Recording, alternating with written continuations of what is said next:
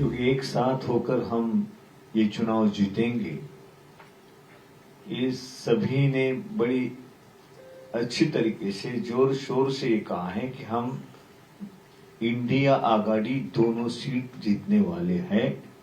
ये सभी ने एकजुट होकर, और हमें पूरा यकीन है कि आज गोवा की जनता इंडिया अलायंस के साथ है। भलाई कोई अपने मन की बात कहे, लेकिन गोवा की मन की बात, गोवा की जनता की मन की बात है कि यहां को बीजेपी को हटाना है। और इसीलिए आज इंडिया आघाड़ी के सभी हमारे साथियों ने, कांग्रेस के जो भी कैंडिडेट रहेंगे उनको पूरा मजबूती के साथ उनके हम पीछे रहेंगे। मेन बात यह है कि हम दोनों कैंडिडेट एक साथ डिक्लेयर करेंगे। बीजेपी को क्यों नहीं पूछा कि भाई क्यों दोनों कैंडिडेट डिक्लेयर नहीं किया आपने? हम तो दोनों कैंडिडेट एक साथ डिक्लेयर करने वाले हैं। कब sir?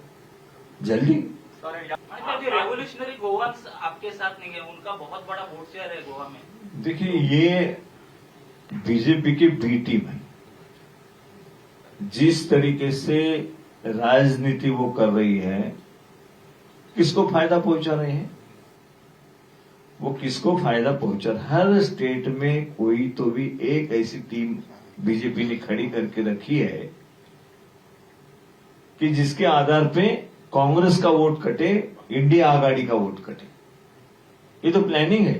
Regards to the Mahila name that they say that they are going to propose, I challenge them. If they are really in favor of Nari Shakti, there are 3 MLAs who are ladies in the BJP.